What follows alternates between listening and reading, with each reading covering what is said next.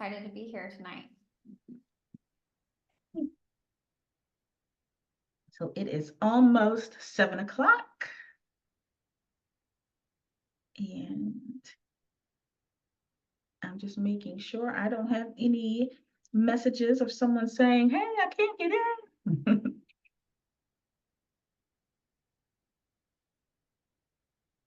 Welcome, welcome. As you're joining, I'm going to go ahead and start our intro so that we can start right on time at 7 o'clock.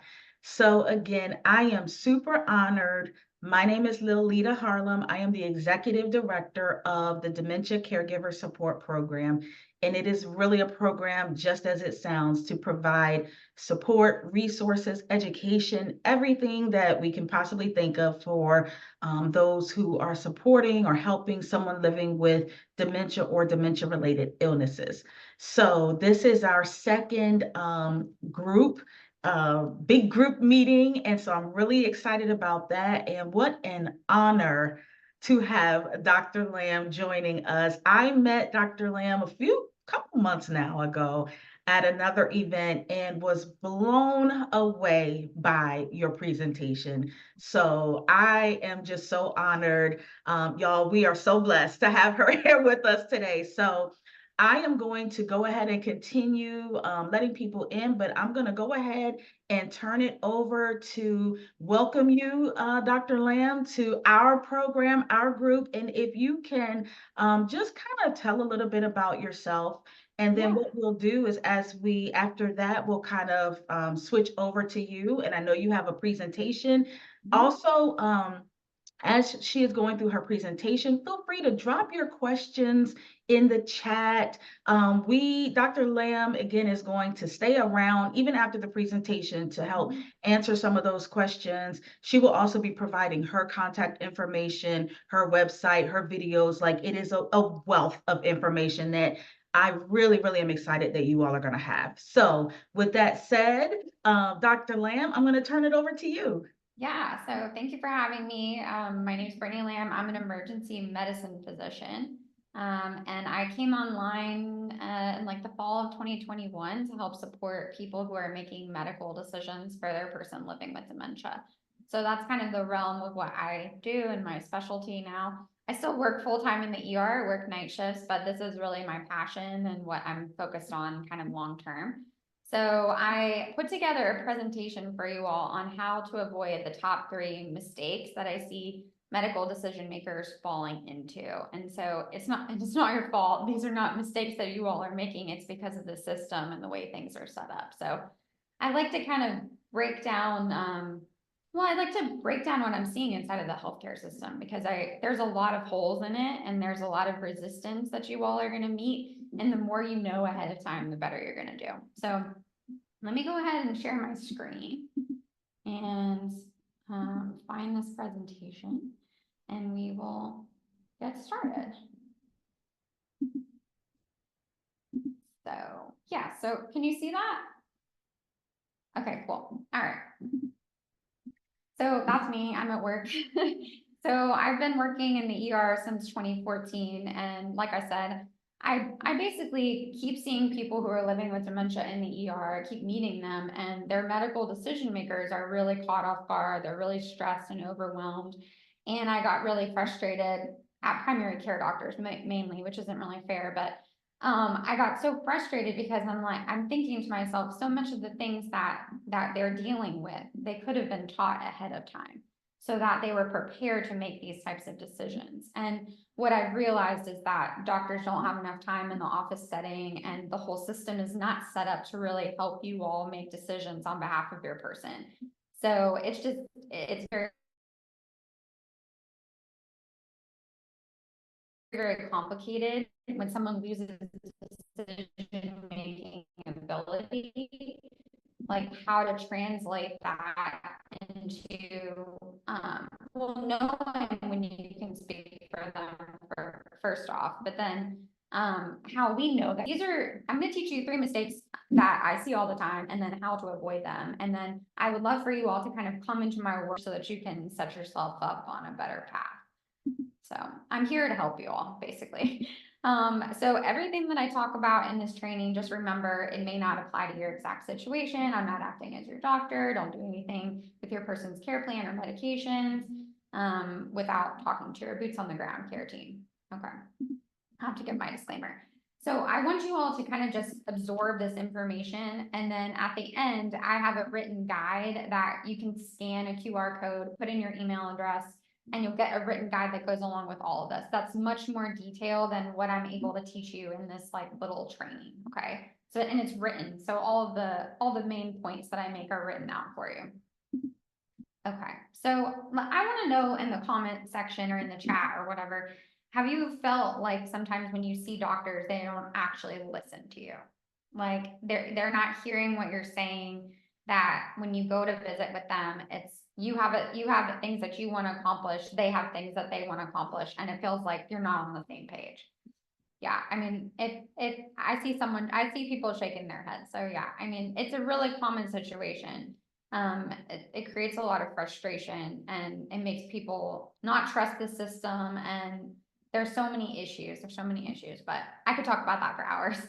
And then I'm also curious if those of you who are making decisions in a group, so there's more than one family member that's going to be weighing in, typically family members. Sometimes there's friends, you know, everybody's situation is different, but if there's more than one person in the group and you're thinking to yourself, stuff is going to happen. I know stuff is going to happen, but I don't feel like we're on the same page. I'm curious how many people feel like that, because I see that a lot. And even sometimes when the person living with dementia is very early on in the process, that you feel like we really need to talk, because stuff is going to happen, things are going to change, and I need to know like what you want and what you don't not want, what's important to you. So people feel like it's hard to get on the same page. And then I also find a lot of times, I don't know if you all can relate to this, that there's just so much information out there. You know, you Google dementia caregiver, and it's just like, whoa, where do I even start? And how do I know if this information is actually applicable to me? And so I'm really glad that you all have a support group, because you can ask questions and lean on each other and really shorten that time in getting to where you need. And what I do in this sea of information is just help with medical decision planning and navigating the healthcare system. So this is like one piece of what you all are having to deal with. I know that. Okay, so I've said this already. The healthcare system really is not set up to support you all. It's very fast paced, and we don't have the time it takes sometimes to actually listen to the person living with dementia, which is really sad. You know, people living with dementia in the earlier stages of disease, they can communicate, they can express themselves, they can tell us what they want, but oftentimes we don't have enough time to just listen to them. And I think that there's lots of solutions to this, and some of what I talk about in this training is going to help with that. And more of it is like getting prepared and being ready to be in these situations, especially in office settings, ahead of time. But doctor's visits fly by super fast. And the other thing is, because we're trying to accomplish something in this visit, you are trying to accomplish something in this visit, a lot of times there isn't the time it takes to actually start thinking ahead and to start planning and thinking about, well, okay, well, what's going to happen next and how are we going to deal with that?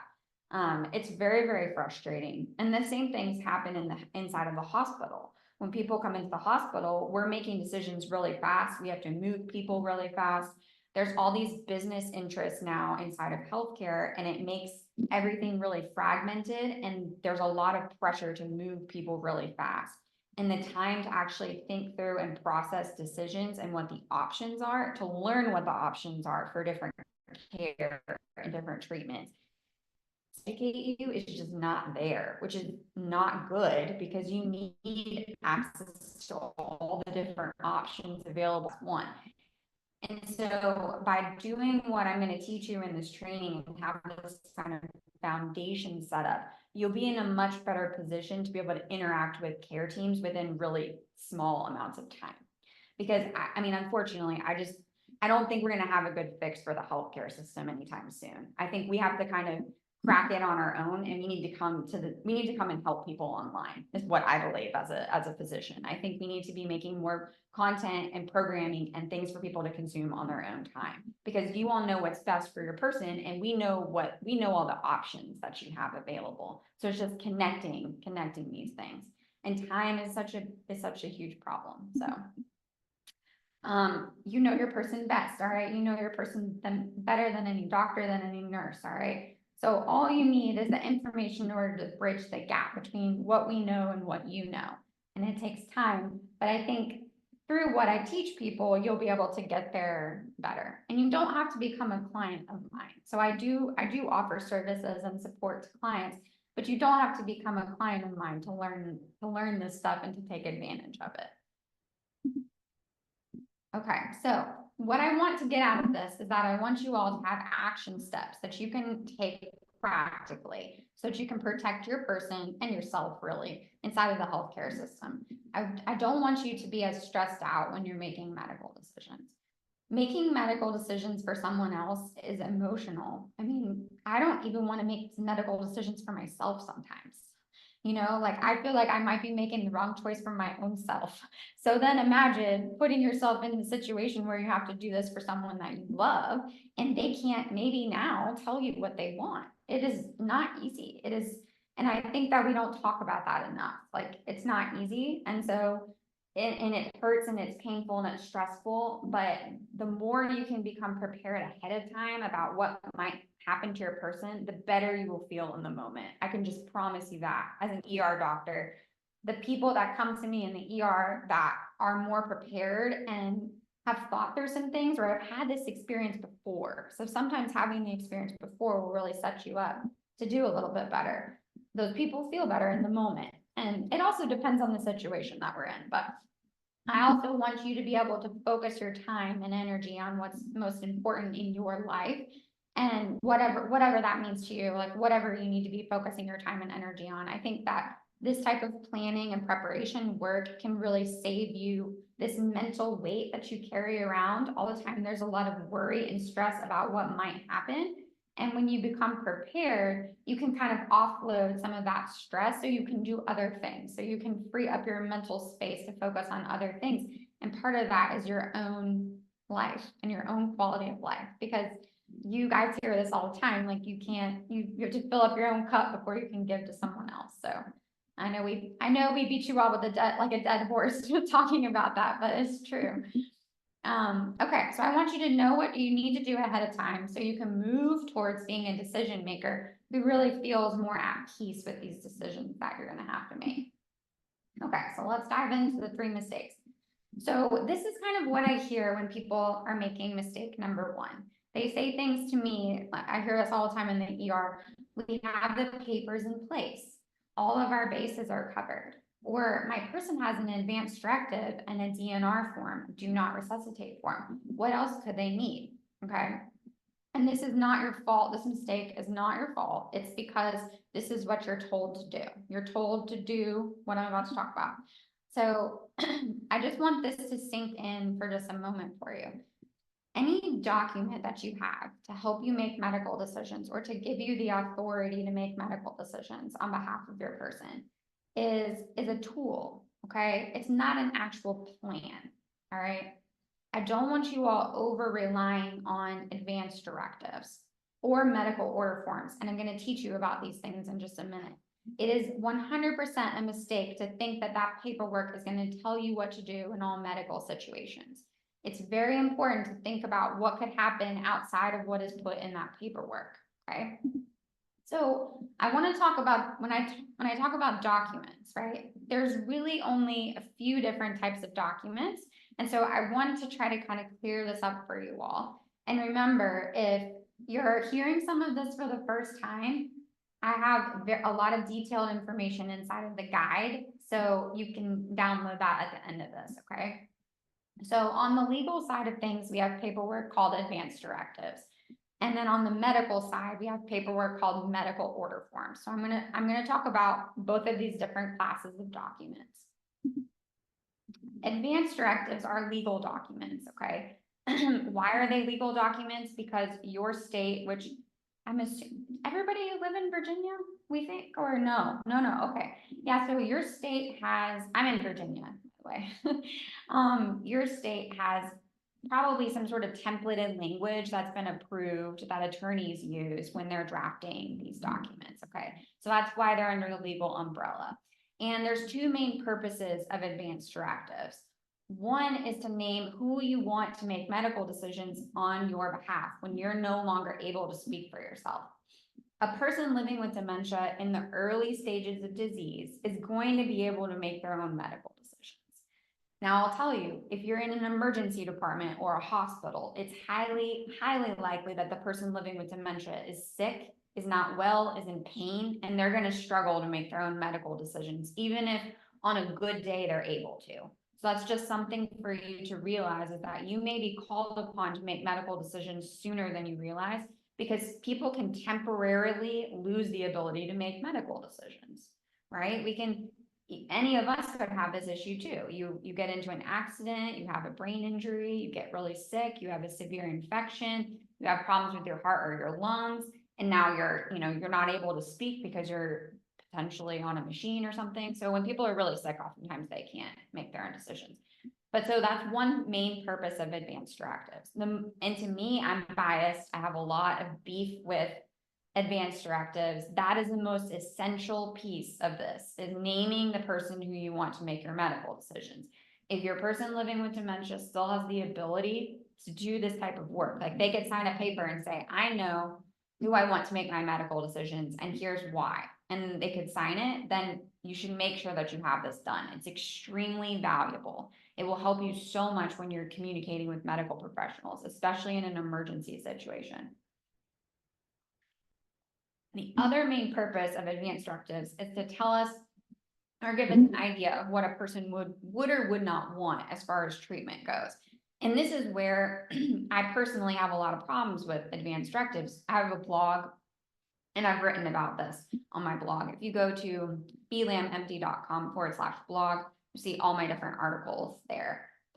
They're probably too long, but I tried to make them value packed. So the problem with these documents is that they're usually very vague, and they're usually geared towards end of life.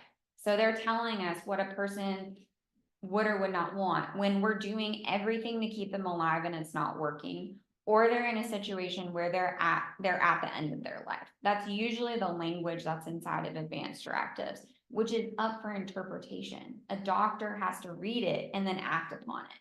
So that's an issue with this as well, because a paramedic, a 911 first responder, is not going to be reading an advanced directive and acting upon it. So it's a really, really big deal. And that's why medical order forms exist. And we're going to talk about those in a second. So two scenarios in which these documents help is one, naming who the person wants to speak on their behalf. And sometimes there's more than one person chosen, so we can know that.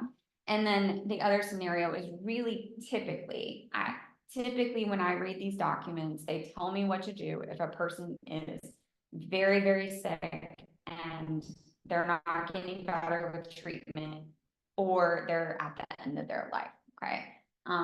I've read so many advanced directives, and I think the problem with them is because no one teaches you about the medical issues that your person is likely to face and how those things are treated, so that your person can document what they do or do not want inside of one of these forms. And oftentimes people are afraid to get very specific, and that's totally fine. So what I teach people to do is basically step in and be the living, breathing advanced directive for their person. Because at some point, your person's not going to be able to update these documents. Once they lose decision-making ability, they're not going to be able to name a decision maker, and they're not going to be able to fill out an advanced directive. And there's lots of different names for these as well. So for the naming the medical decision maker, you've got things like healthcare agent, medical power of attorney, healthcare proxy. Those are very common. Healthcare surrogate. And then for advanced directive paperwork, you've got things like 5 wishes, living will, living will is extremely common. And then in a lot of states, just generic advanced healthcare directive. So sometimes you'll see documents that combine both of these things in there. So they name the person that the person wants to speak for them, and then they also tell us about treatment. So, okay.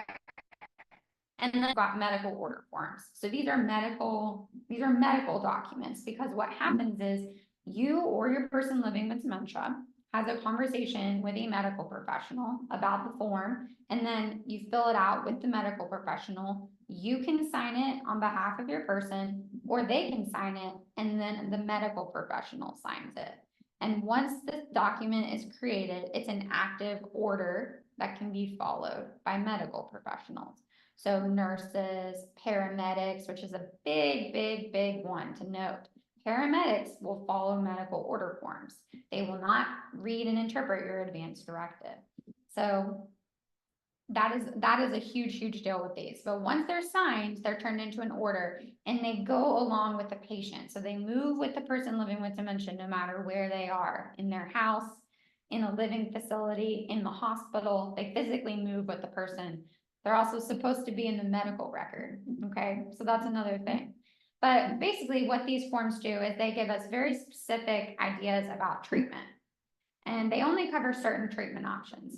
So the do not resuscitate form covers whether or not, can you guys hear all that thunder?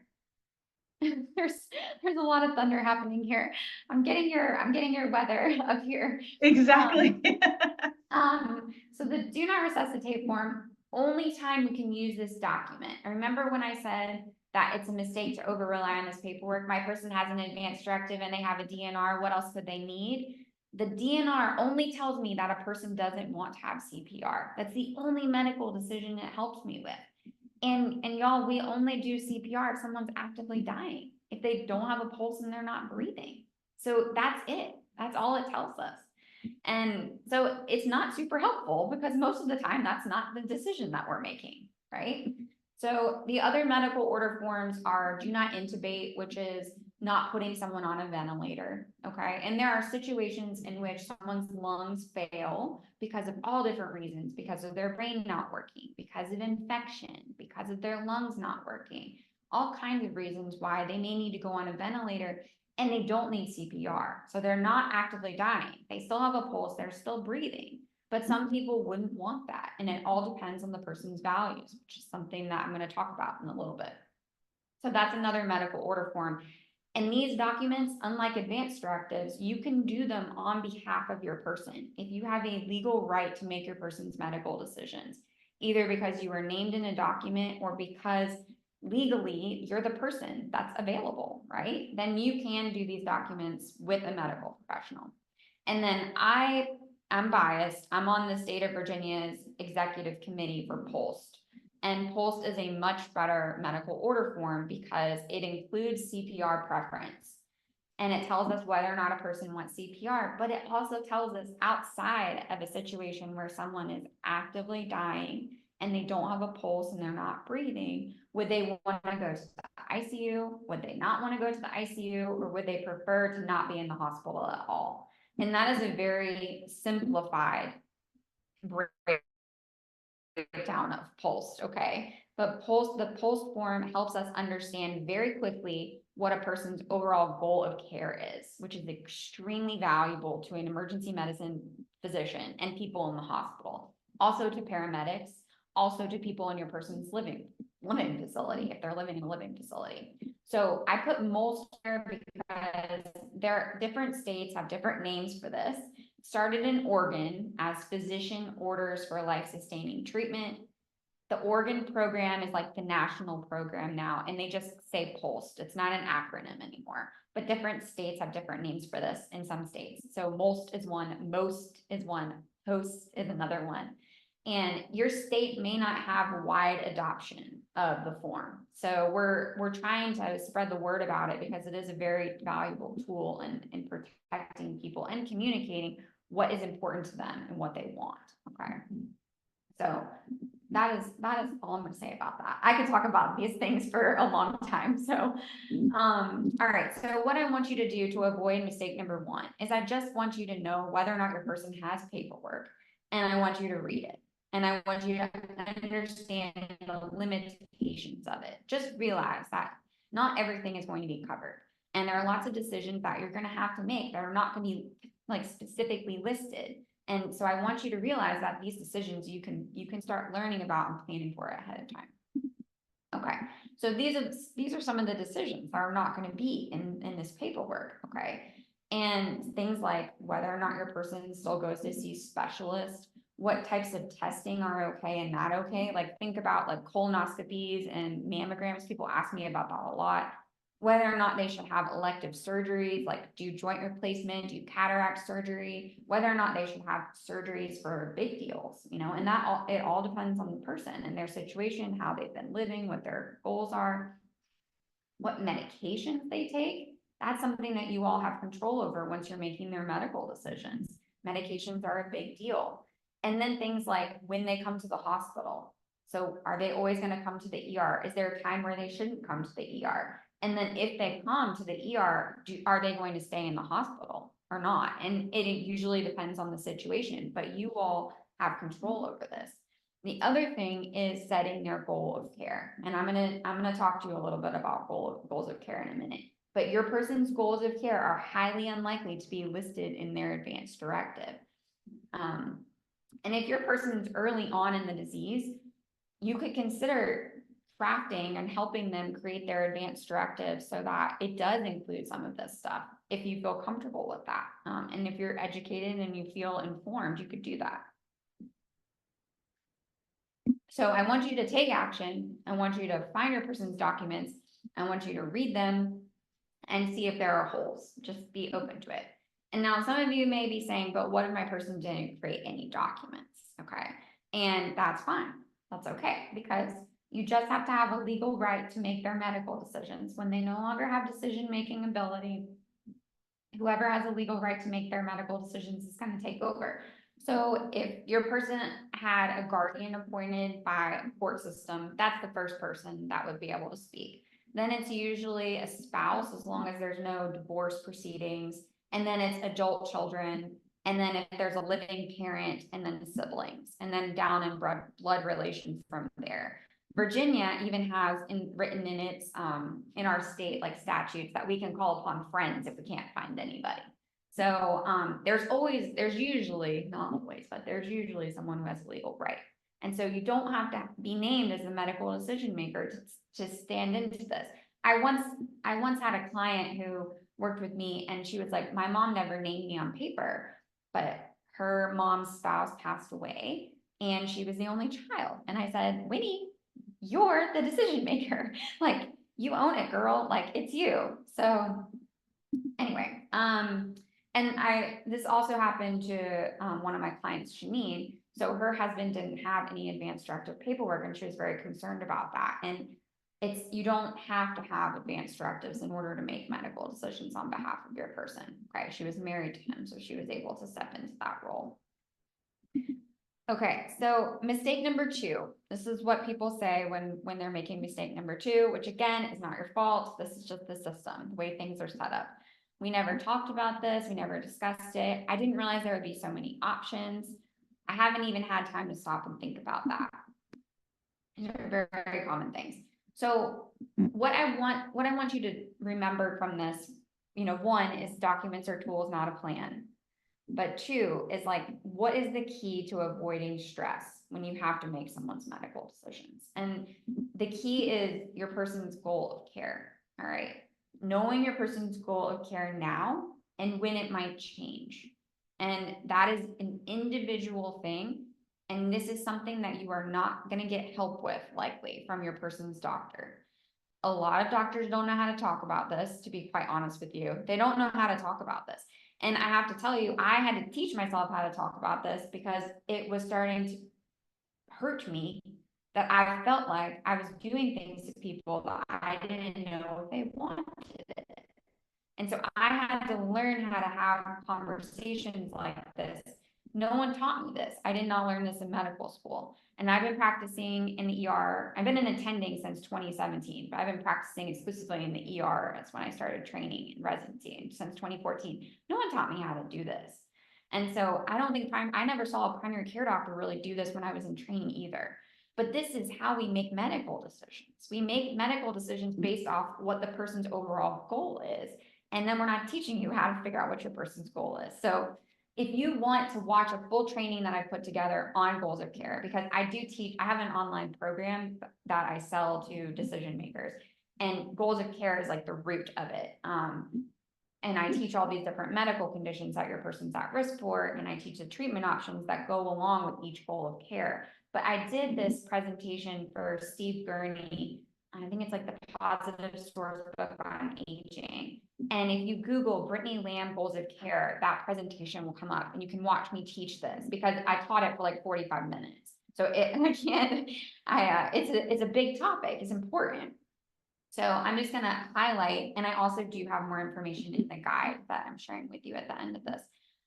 So full treatment is what it sounds like. It is, and I actually don't like the language of this, but I use this language because this is kind of what's written in the POLST form, okay? So full treatment is that we are choosing, the person's goal is to stay alive. The person wants to be kept alive, and we can, and it's different for different people, whether or not they value quality of life, and at some point wouldn't want to be in this goal of care, okay? Because some people want full treatment until they pass away, and some people don't. But full treatment is that the person wants to accept every medical intervention that would potentially benefit them with the goal of staying alive. Okay, and then some but not all. This goal of care, basically, it is what it sounds like. And it's the person in some situations would want care that's focused on keeping them alive. But people in this goal of care very much care about their quality of life. And so if they would be going through aggressive, life prolonging medical care, and they'd be unlikely to get back to their current quality of life, they may not want that. So it depends on the medical situation, whether, like, what type of care would be okay and not okay. And this is where a lot of people living with dementia, a lot of people fall into this goal of care category, especially after they hit like the middle stages of disease. Okay. And when you're taking over medical decision making, a lot of people will fall in this goal of care category. So it's like some things are okay, but not all things. And it just depends on the person and what their values are. And then comfort focused care gets a lot of bad rep. And I think that it's because a lot of times I think that people think that comfort focused care means no care, or it means we're just gonna like leave the person and we're not gonna do things to them. And in a way that's kind of true. But purpose of comfort care. So when someone's overall goal is comfort, it means that whatever we do for this person should, at least we need to think about their comfort first and think about, is this treatment option going to like protect their quality of life that they are now, and make sure that we're not just doing this to prolong their life when their focus is supposed to be on comfort. So it's usually people don't want to go to the hospital anymore unless their comfort needs can't be met. So for example, if someone falls and they overall want to avoid the hospital, like this person wouldn't really want to go to the hospital anymore. They don't want to be in the ICU. They don't want care that's solely focused on keeping them alive. Because a lot of people in this goal of care category would say that they're living with poor quality of life, or with quality of life that they would not find acceptable. But say they fall and they have an injury and they're like bleeding, or their shoulder's dislocated, or their hip is broken. They come to the hospital and they receive care. They may even receive surgery, because that can be considered comfort care. So in comfort care also, there's like comfort care where our goal of care is comfort, but then there's end of life care. And those are two different things, but a person can still have a goal of care of comfort. So just because your goal of care of comfort doesn't mean that you're actively dying. It doesn't mean that you're at the end of life. It may be someone's preference to stay out of the hospital sooner than somebody else. It just depends on the person. But this is essential. Like, you have to be able to communicate with medical professionals. Look, like, my person would want every medical intervention done until it fails, or until their quality of life is not what they would want. Or, hey doc, it really matters, like, how likely is it that they're going to get back to the way they were before? Because that's going to help me make decisions. Or, hey doc, like, we're really focusing on comfort. Like, we don't want to prolong life for the sake of prolonging life. if we treat an infection because it's making someone really uncomfortable, it may prolong their life, but the intention behind it was to provide comfort. Okay, I hope that, so that's kind of an overview of goals of care. But if you want a full training on that, Google, Google Brittany Lamb goals of care. Okay. So where to start? I mean, I mentioned this multiple times. It's we have to know, does your person value quality of life? And not everybody does. And that's not, and this is something I think a lot of healthcare workers, we kind of fall in two camps. There are healthcare workers, well, we probably fall in three camps really. There's healthcare like professionals that are like full court press till the end. They're never going to tell you anything different. They're going to say, let's go, go, go. Let's keep prolonging their life. And then there are healthcare workers who are like, why are we doing this? This doesn't make any sense. This person isn't living well. Like, and then there are people in the middle of the road, like, okay, what does this person want? And what is important to them? And what does quality of life mean to them? And how have they been living recently?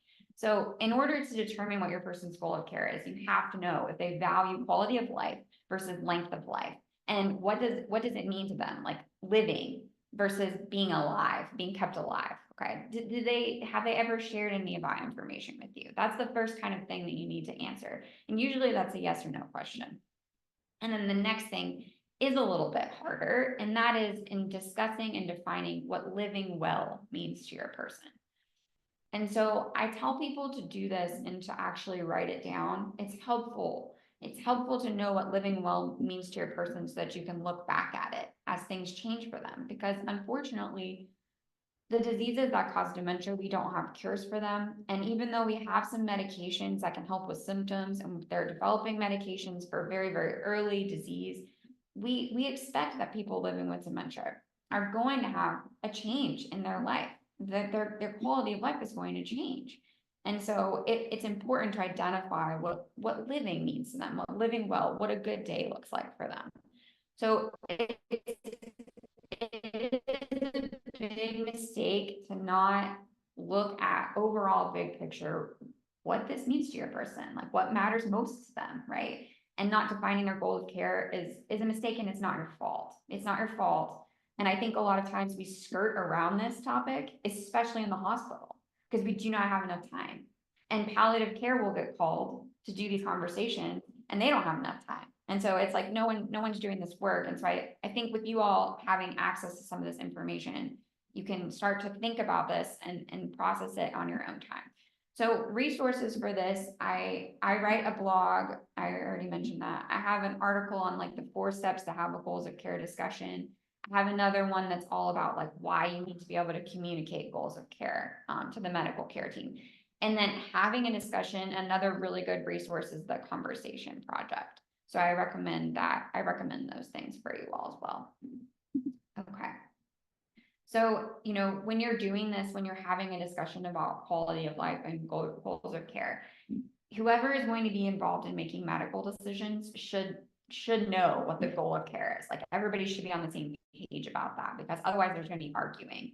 So you need to set time for yourself to think through this and talk to your person if you can. So sometimes people living with dementia are not going to be willing to have this conversation, and sometimes they're not going to be capable of having the conversation. And that's an individualized thing. That's an individualized thing that you'll have to kind of work through. But you have to do this work on their behalf if they're not willing to talk with you about it or they're not capable of it. Okay. And you can do it in chunks. You can ask them one question at a time. One of the things you can ask people is, if you were in the hospital or you were really sick, like, are you worried that you would get too much care or you would get too little care? Do you have worries about being sick and in the hospital? That's something that you can use. There's a bunch of different icebreaker questions. I have some of those in my article, and then in my articles, and then also like the Conversation Project is pretty good. So I think they even have a conversation starter guide for dementia, for dementia caregivers. So I would look at that one. And then other ways that you can get some help with this is talking to other people who know your person, other family members, friends, people who have had a shared experience with them about seeing someone be very sick or someone be hospitalized or someone pass away. Like maybe they had conversations and some things about their values came out of that. So it could be helpful. Okay, so why do you need to spend time figuring this out, but also writing it down? It's because as people progress over time, it sometimes their new normal becomes normal to you, right? And so, like, for example, my father had a terminal brain cancer and he had glioblastoma. And as he, in the beginning, you know, we had very frank conversations. I knew what living well meant to him. I knew he was gonna die. I was the person that told him, hey, Dad, I'm sorry, but you're not gonna live through this. But as he got worse over time, his new normal became very normal to us.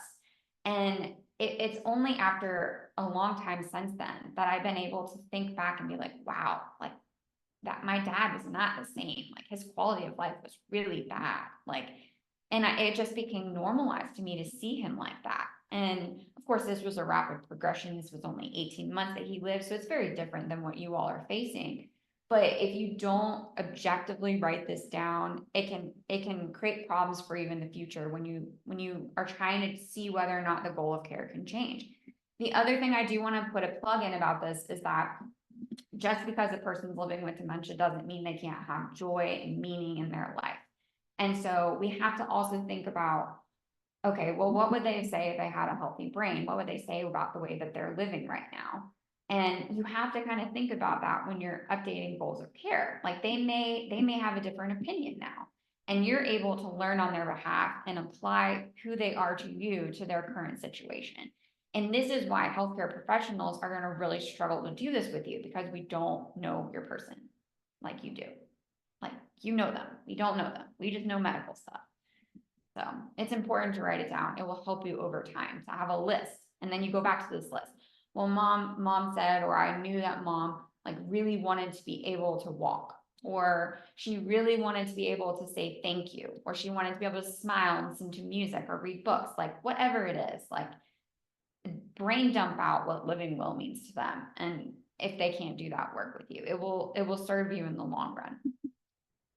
Okay, and this is kind of what I was getting at. Is like, imagine yourself in the emergency department. It's a really, really busy day, and the doctor looks like they're running around with a chicken with their head cut off, and they poke their head in. They're like, "Oh, your person has a urinary tract infection. We're going to admit them to the hospital." And then you're like, "Oh, I don't know if I want to do that or not." And if you don't know your person's goal of care, it's like you won't be able to control situations like this as well.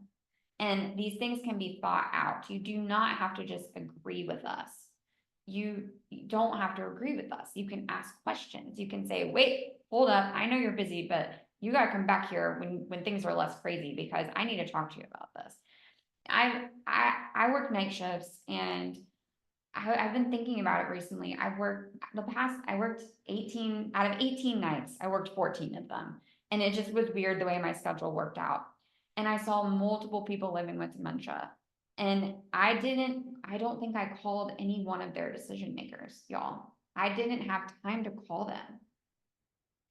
And they all came from living facilities. No one came with their person.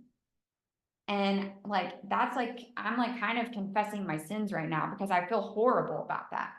This is what I do online. I'm very passionate about it, but like, we don't always have the time to interact with you all. And so that's why this stuff is so important, because if you set this foundation, you'll be able to disrupt what is happening with us, and you'll be able to focus us. And even if your person gets admitted to the hospital, you'll be able to communicate better with the medical care team when you know their goal of care. And a lot of times it will be appropriate. Like, I didn't have a situation where there were multiple options. Like, what I did for these patients, they needed done. Like, I did what they needed done, but I didn't call anybody.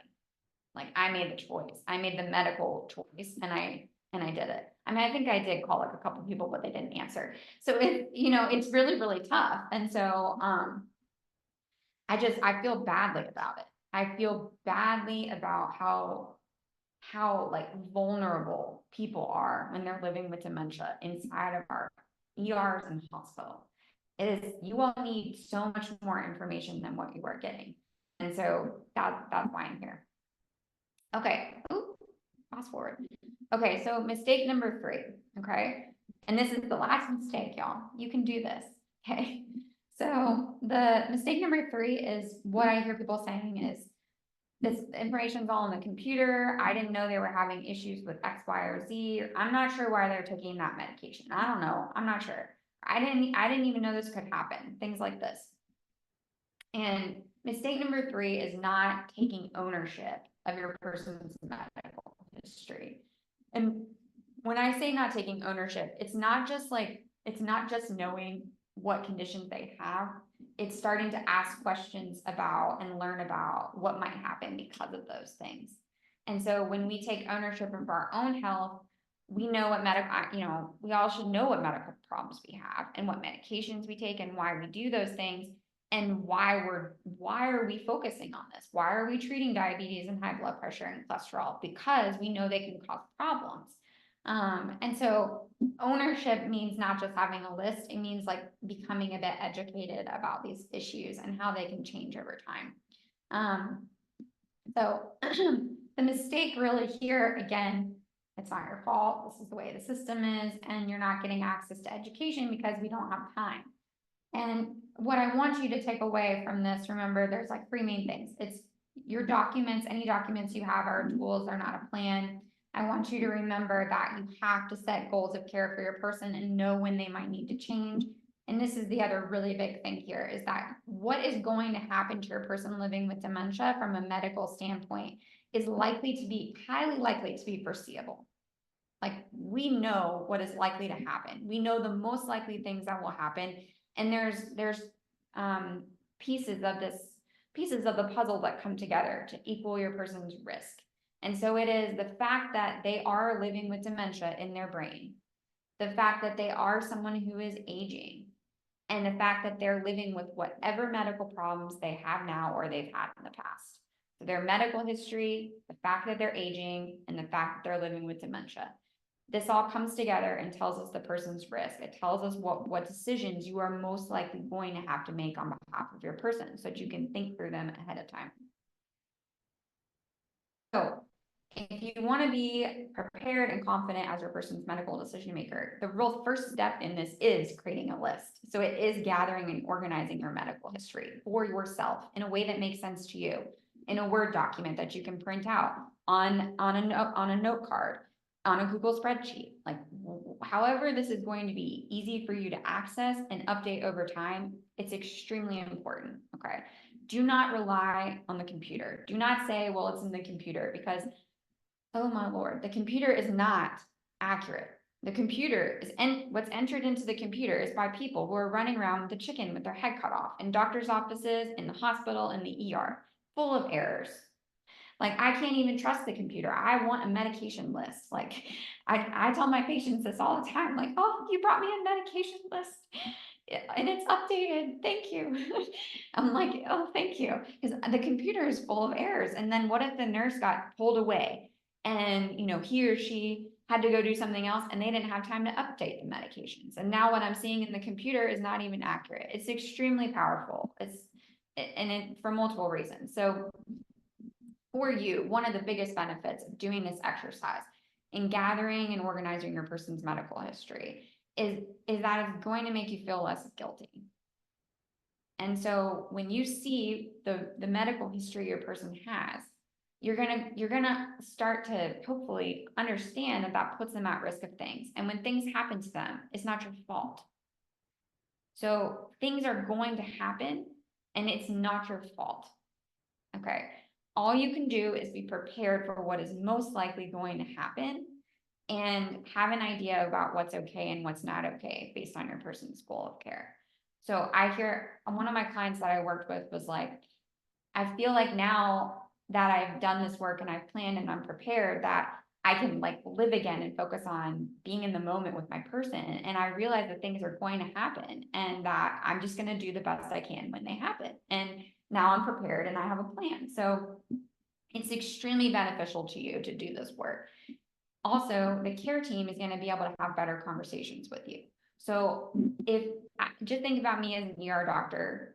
And I say, I mean, I'm an ER doctor, so that's what I do. That's the lens that I come from. But if you have like a 2-page sheet and you hand it to me in the ER, Now I'm not in the computer. Now I'm looking at you. I'm talking to you. I'm flipping through this while I'm reading it. We're looking at each other, right? I'm standing in front of you, or maybe I'm sitting down. And when people tell me it's all on the computer, now primary care doctors will stay in the room with you on the computer, but ER doctors, no, I can't stay in the room with you while I look through your person's whole medical history, because in the ER, I need to be available. So I need to be available for the EKG that's coming from triage that shows that someone's having a fast heartbeat or a heart attack or something bad.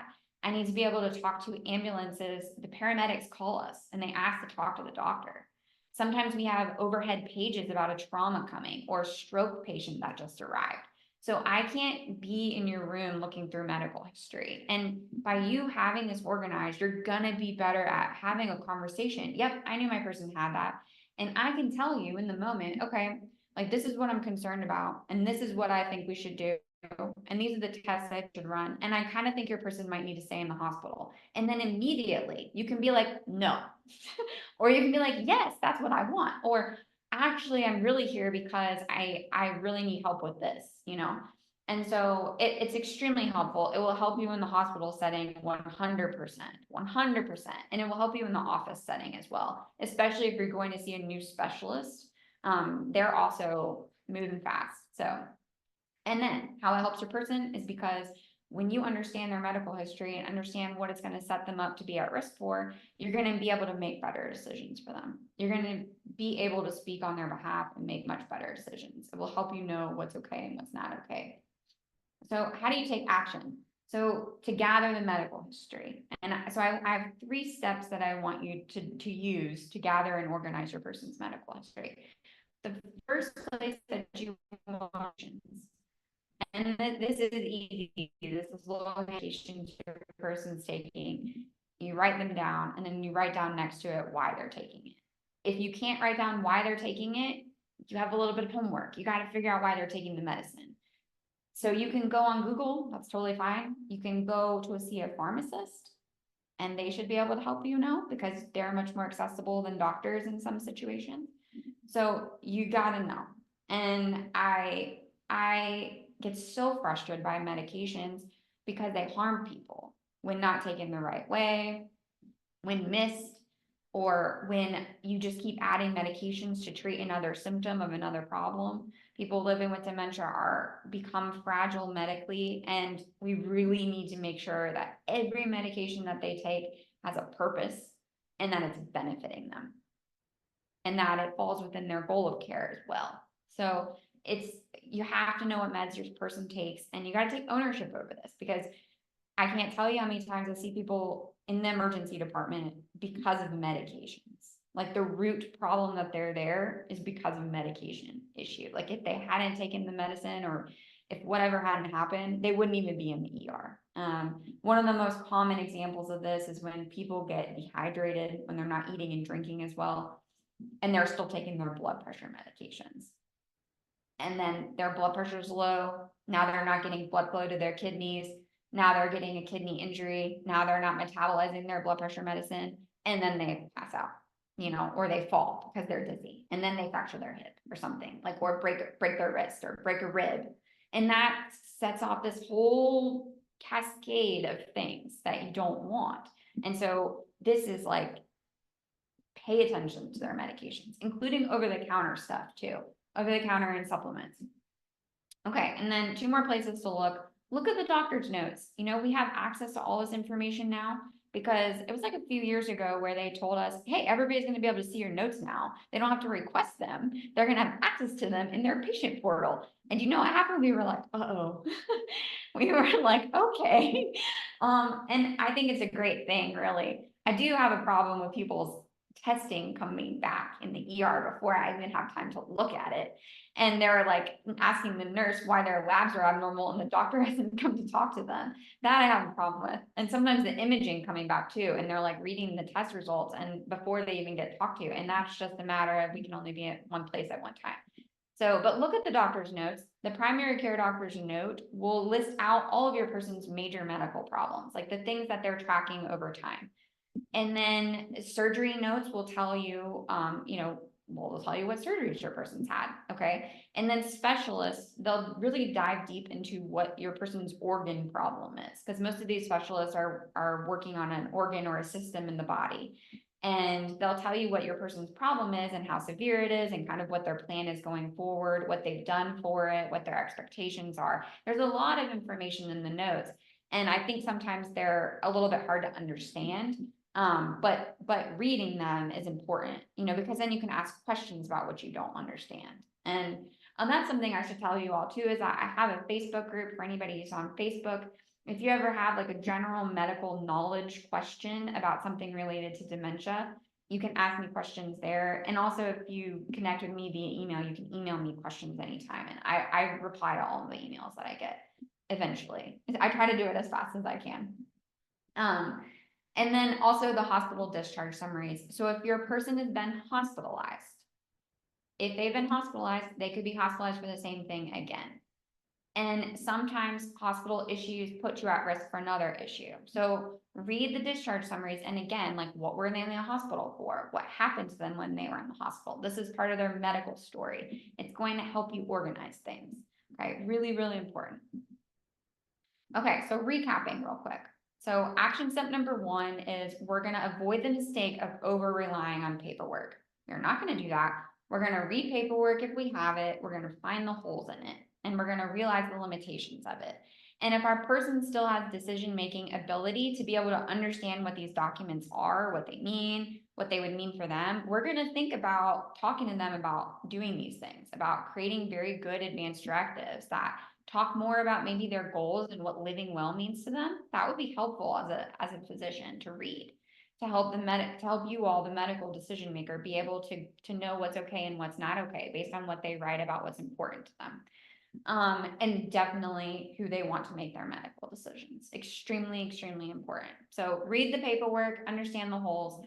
Action step number 2 is we've got to define your person's goal of care, and how we do that is by knowing what living means to them. What does living well mean? What does quality of life mean? Do they value it? Okay, and then we're going to work to pick a goal of care. And then action step number 3 is let's take ownership over their medical history. Let's realize that medical history is going to help us see into the future. It is going to tell us what is most likely going to happen, which is then going to tell you what decisions you are most likely going to have to make, so that when you show up in these moments, you are much better prepared because you've heard about this stuff. Okay, so if you're thinking, I mean, gosh, Dr. Lamb, you said all these things, it's so wonderful, but I'm also working a full-time job, and I'm also raising my children, and I'm also having to take care of my person every day and take them to all these different places. I just want to put my head in the sand. I just want to say to you that you are a normal human being, and that you can't do all of this at one time. Like, this is now you are more educated, hopefully, than you were before. And it's not I fire hose this at you. I know I did, but you take these things one step at a time. Okay. You take these are things that you can absolutely do, and you need to do them if your person, especially if your person values quality of life. You've got to do this work because it's going to set you up. It's gonna help you, because it's gonna help you feel better. You're not gonna feel as guilty. You're not gonna have as much regret. You're gonna have way more peace of mind. That this is in your control. Like, this whole situation as your person's medical decision maker is you're more in control than what you're maybe realizing. You can do it. You just need the steps to follow. And if you don't do this now, things will eventually, something will happen. Things can change from day to day, week to week, right? We were talking about that before we started recording, like how quickly things can change for a person living with dementia. The times when things calm down is when you go back to this work, and you just piece by piece go through it. Just add a little bit at a time. It is going to be worth it in the long run. When you avoid these mistakes, you're going to know what you actually need to spend your time working on. You're going to be able to get more of your life back because you're going to offload that mental stress and that weight. You're going to be able to protect your person. That's a big, big deal. Protect your person, because they're extremely vulnerable inside of our system. And at the end of the day, it's not about making the right decision. I sometimes say that. I sometimes say right, and it's best. It's the best decision. It's about making the best decision that you have access to information-wise in that moment. And if you follow what I've kind of taught you here, you have a strategy, like you have steps that you can follow for yourself, okay? And with others. And feel free to share the guide with anybody else who is making medical decisions with you. And I want you to stop wasting your time, like trying to figure out what to do on Facebook and on Google when it comes to thinking through being a medical decision maker and planning. Okay, this is worth your time. Spending your time on what I've just taught you is worth your time. So I want you to just like commit to trying to not live in reactive mode and trying to live in, I'm going to prepare and become as educated as possible so I don't wind up in as many crisis situations. Okay.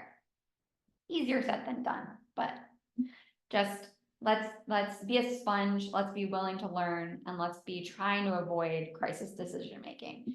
So so there you can grab the guide if you scan the QR code, and then if you are interested in how I work with clients, sign up for this guide, look through it, and then send me an email and tell me you're interested, and I'll send you all the information about my program. It's an online program.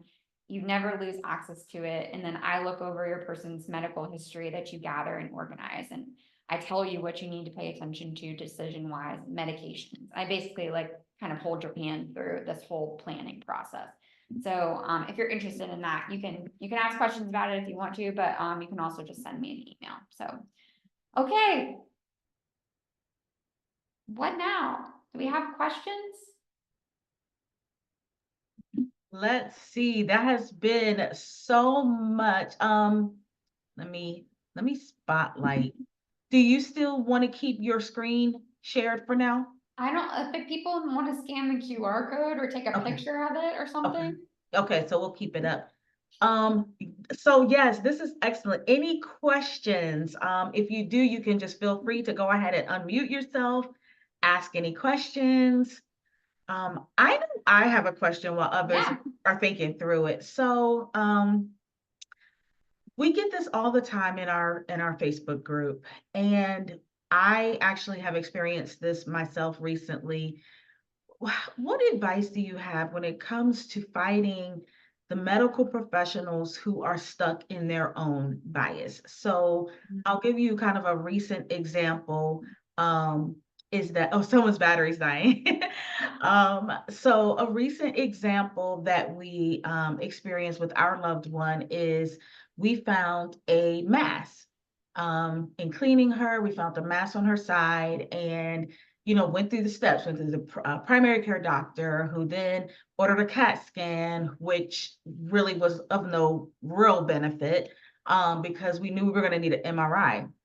So we met with the surgeon, and the surgeon said, even if this is cancer, he was like, and keep in mind, our loved one was sitting right there. Mm-hmm. And he says, even if this is cancer with the dementia and her age, I probably wouldn't even do surgery.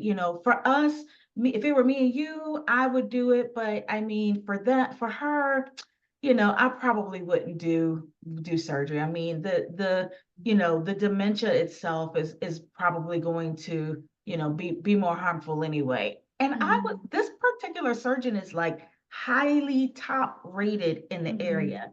So what advice do you have for those type of things? And we get it in our group where the doctors have told them something that it's like, it feels completely disregarding of our loved one. So what's your Yeah. advice for that? I mean, to be honest with y'all, I feel like a lot of physicians have this mindset that living with dementia is like a death sentence, or that it's just like there's no positivity in it, and that the people are people feel like why would you want to keep living that way? And so the way that I would try to tackle that, I'm trying to think like if it was my person. I mean, one, it's like, okay, I hear what you're saying, doctor. Is it the risk? Is it the risk to her body from a surgical procedure, or the surgical process? Like, do you feel like she's at a bigger risk of recovery, of having a complication? Are you making the decision based off that? Or are you making the decision because you feel like because you feel like it's not going to protect her quality of life, or because Mhm. she wouldn't want to continue living. Like, her values are, she says she's living well, like she would be fine with having her life prolonged. Like, we are still, our goal of care is to prolong life. Right. And so, and how you do that in front of the person, that's challenging, like it depends on the situation. You may have to ask to talk to that doctor privately. You may have to send them a letter, or ask to, if you can communicate with them via the like portal or something. Yeah. But I feel like the question is, like, why are they saying that they don't feel like surgery is an option?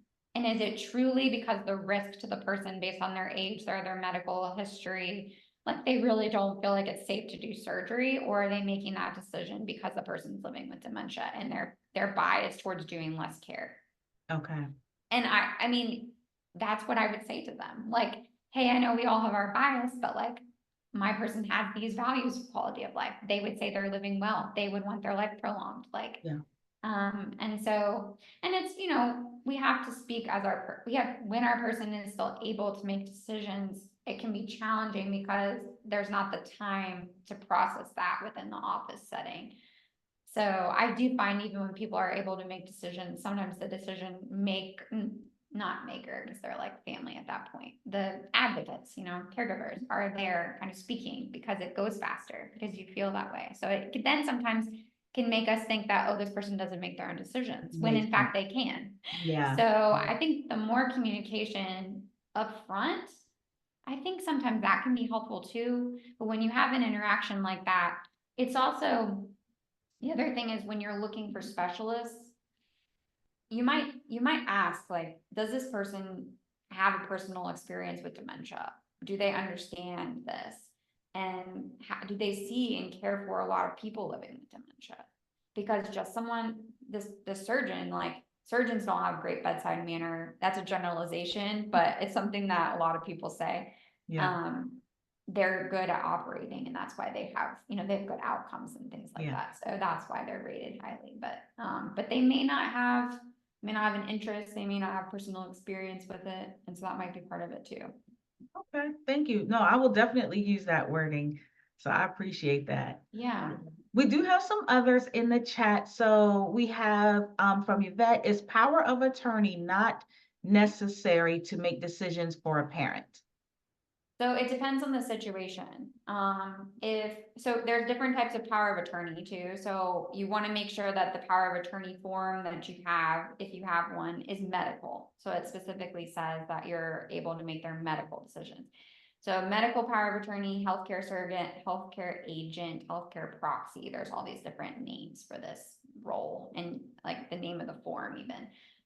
So if your parent, if you're the only child and your parent doesn't have a living spouse, doesn't have a guardian, doesn't have a living spouse, and you're the only kid, then you don't necessarily need paperwork. I think why paperwork is essential for a lot of folks is because there's multiple people who could step in and try to make decisions, and they argue. So it's like, for all of us, you should name who you want to speak for you, who you can have conversations about what's important to you and what values you have and what living well means to you, because you want someone who is going to be able to make choices as your voice. So you don't necessarily need a power of attorney form, but you need to have a legal right. And if other people are going to argue, then you really want to create a plan as a family. And I've had clients too who, they were like one child of many, and they weren't named, and they decided to still work with me because they wanted the peace of mind. They wanted to be educated. And when they put forth their voice about what they thought their person would want, they wanted to do so from a place of being informed. So yeah, I hope that clears that up.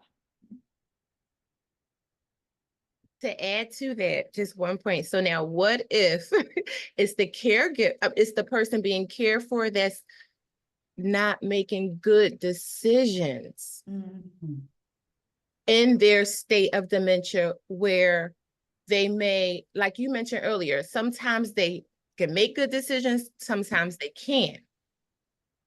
So how do you, so would a power, a medical power of attorney kind of be beneficial for that? Because I think for me and my family, it's not so much we're working well to take care of our loved one, but our loved one is kind of obstinate. Yeah, so you bring up a really good point. So I actually teach people how to evaluate whether or not their person has capacity informally. Because capacity is a hard thing, because people can have decision-making ability for certain things, like what they want to eat, what they want to wear, what they want to do, where they want to go, like where they want to live, like. But medical decision-making is a very complex task for the brain. Like, you have to understand what is going on with you. Like, what is your medical situation, your history, and where you're at right now. Then you have to be able to hear all the options for your care, understand the risk and benefits, pros and cons of each, pick what is best for you, and be able to explain why, and understand the implications of that decision. And so I find that it's gray for a lot of people in decision-making ability, because so much of their life they are able to make decisions about, but it's usually sooner than people realize that they truly cannot make medical decisions. Yeah, because literally, like last year, she made a decision about, and it was just like a vaccination, but then it changed. So it's like, and I do write down everything, and so it's like, okay, well, are you sure that's what you want to do? And then, even she had 2 appointments this week. One appointment, she did not want me to come back there. The other appointment, she did. So it's like. Yeah, you should make sure you have a medical power of attorney form, because like in these gray situations, a lot of times, like, you all will know, you'll realize like, nope, she can't make her own decisions anymore, but we won't realize that, because so often, this is another thing, we only have so much energy per day, right?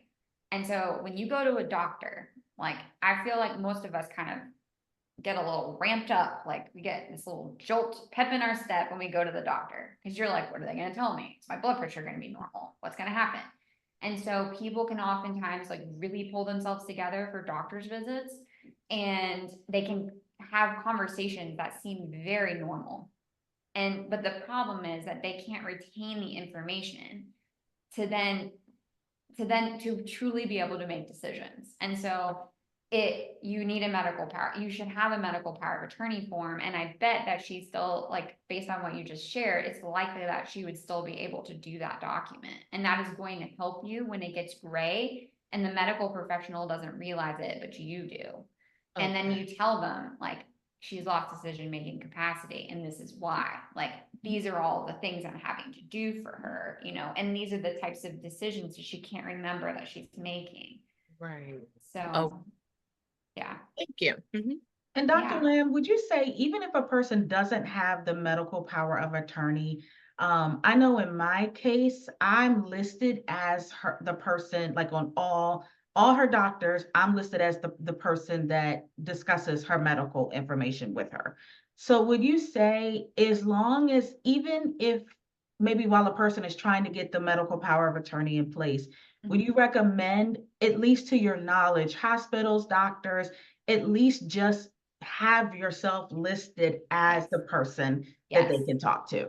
Absolutely. Yeah, absolutely. And usually the person, they have to sign something or allow permission for you to have access to their medical records, but they can still put you as an emergency contact and not have you have access to their medical stuff. So that's something that you want to check out. Like, you definitely want to get access to their medical records and have them consent to that. And you absolutely want to be listed as a contact, even if you don't have a formal document. I have to be honest with y'all, like, the medical power of attorney forms help me in so few situations. And like what I was saying about in the ER, where I took care of all these people living with dementia and I didn't talk to their decision makers. Like, there wasn't like any crazy decision. It was like, I had to do, I probably could have sent some of them back to their living facility if I had woken up their decision maker in the middle of the night. I maybe could have done that, instead of hospitalize them, but I felt like it was reasonable at the time. But I guess what I'm trying to say is that unless unless you foresee like arguments, like we're not always like looking for a paper to talk to somebody. So, and I think different, and I'm speaking from my own practice, my own standpoint in practice, is that I don't always, when I'm having conversations with family and we're making decisions, I will ask like, who is involved? And I will look in their chart to see if they have a document. But if they don't, I'm like, okay, who are you to this person? Does this person care about the person? Because usually you can tell. And then who else is going to come out of the woodwork and be upset with this decision? And that's kind of what I do. Yeah. But it does, I think whenever you can have a document that has it on paper, it's very helpful. And the other thing is about capacity. I don't know how logistically possible it is for you all, but neuropsychological testing assesses capacity. And so it will specifically say in there whether or not the person has decision-making ability. And so that can be a tool, you know, and it also helps know what parts of the person's brain are like working well, what are not working well. And that can help like an occupational therapist, speech language pathologist, really like help them remain functional as long as possible. So something to consider. So is that something you asked a neurologist, or the primary care doctor was like maybe refer that, or? Yeah. So I would, first I might Google it just so you can see like what the options are in your area. But these are specifically trained, people. They're not doctors. I think like psychologists. And so like Natalie Edmonds, I don't know if you guys know Natalie Edmonds, Dementia Caregivers, but she was a geropsychologist practicing and did neuropsychological testing on people and then got super frustrated with the healthcare system. So she came online. But yeah, you need a referral, probably like an order, a referral from primary care. The neurologist should also be able to refer. Now, So, what is it called again? neuropsychological testing. Yeah. It is very, very helpful. We did that with my mom, and it also depends on insurance. So in some cases, we found your regular primary care doctor can make the referral. In other cases, it has to come from a neurologist depending on the insurance. So yeah, I love that. I do want to catch, there was another thing in the chat. Yeah. Okay, so let me see. So this is coming from Catherine. And the first question is, the medical POA different from a regular POA? And she says, I'm in control of all of my husband's medical point of contact, advocate, and financial stuff, but I don't know about a specific medical POA. Catherine, I'm in the same boat. And I kind of pride myself on being knowledgeable, but I also do not have a medical POA. So I'd like to hear that. And then she says, I haven't had any luck with our first neurologist. Seeing a second one next week, should I ask for a different kind of doctor? Excellent questions. So Dr. Lamb, Okay. what's your thoughts?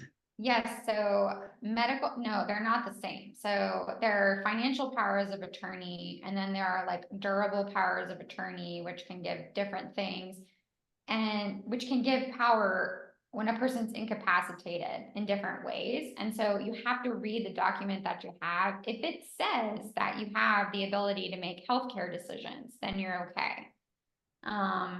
But there are also like sometimes these documents too, if you did the wrong type of power of attorney, some of the documents actually go out of effect when the person doesn't have decision-making ability anymore. Like the document is no longer valid, which is so strange. I don't understand it, but that does exist. So basically is you just need to read the form and see whether or not it says that on there. I mean, it sounds like you're already pretty embedded. And so if you're already pretty embedded and there's not a lot of other people that are going to come out of the woodwork, you're probably going to be fine.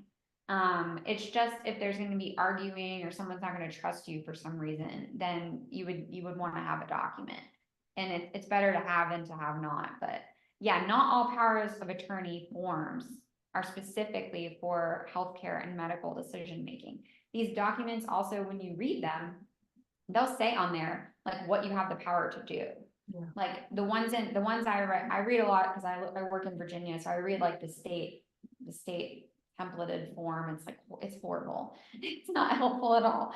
But it says, you know, you have the right to talk to doctors. You can choose medications. You can choose what specialists. You can choose surgery. Like, it says it on there, like all the powers that you have as their decision maker. So it's important to read it. If you have questions about your documents, you can email me, or you can also, go into the Facebook group. It's medical decision making for your loved one with dementia.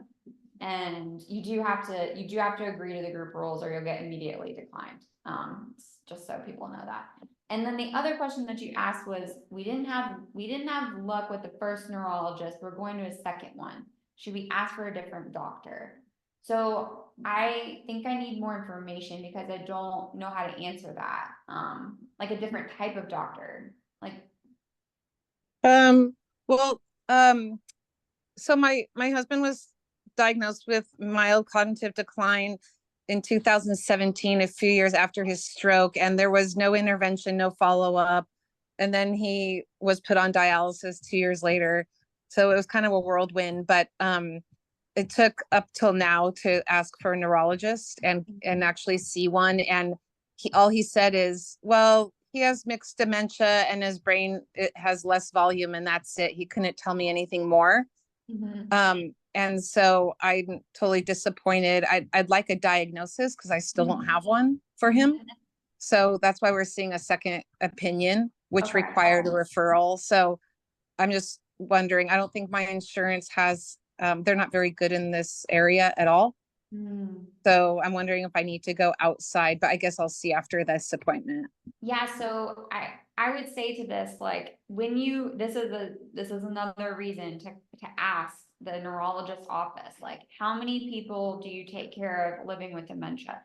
Neurology is a huge specialty, and so they focus on different stuff. Like, some of them really like seizures, some of them like Parkinson's, they just have like their own interest. And so if they're not passionate about or interested in taking care of a lot of people living with dementia, they're gonna say stuff like that to you.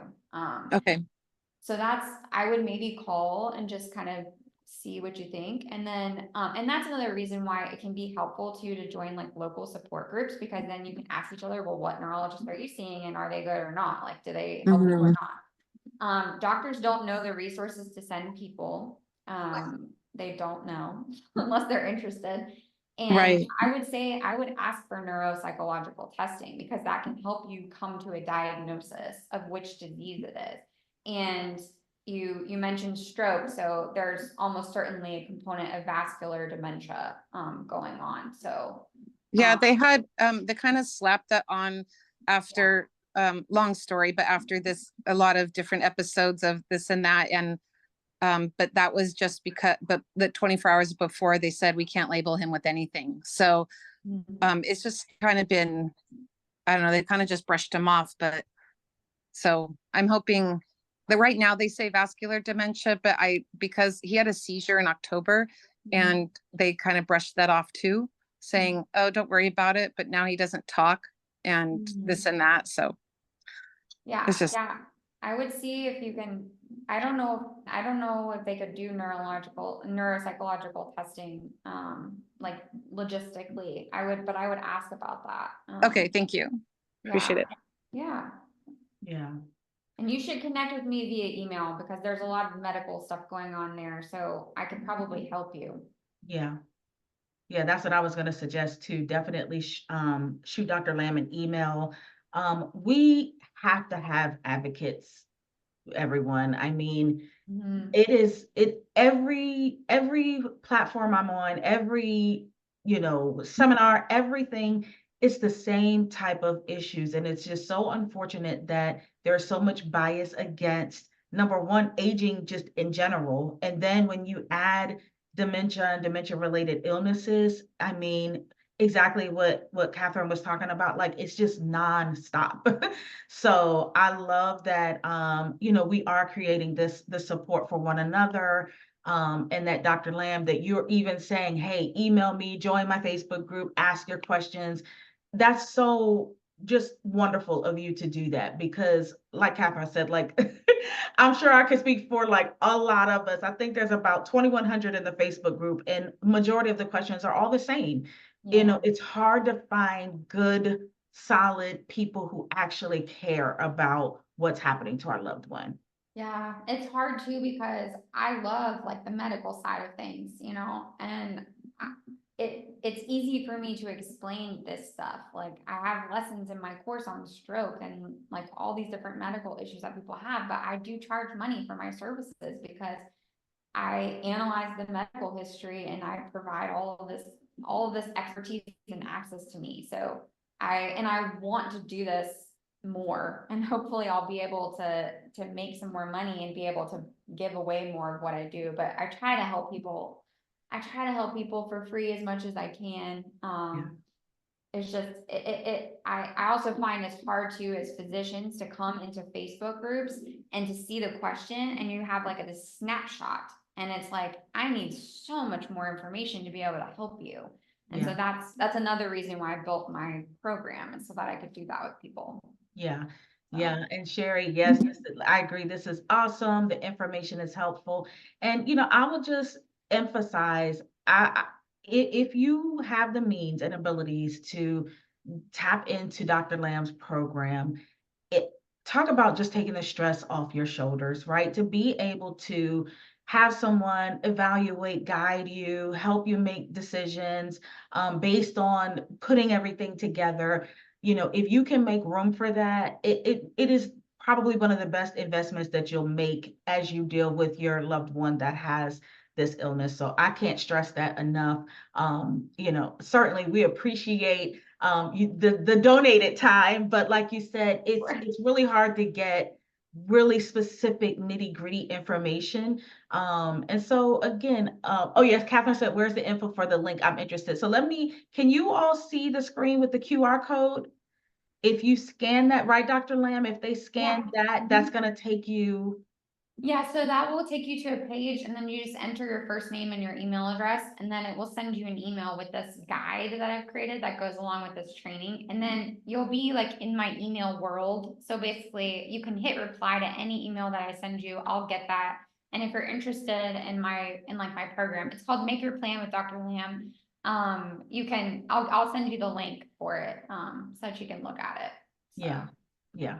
yeah. And she really means that, guys. You know, I know a lot of times if you go to these different workshops and they're like, you know, email me, I'll reply. That is literally how she is here right now. I attended a workshop. She did a presentation. I scanned the code. I reached out via email, and here we are.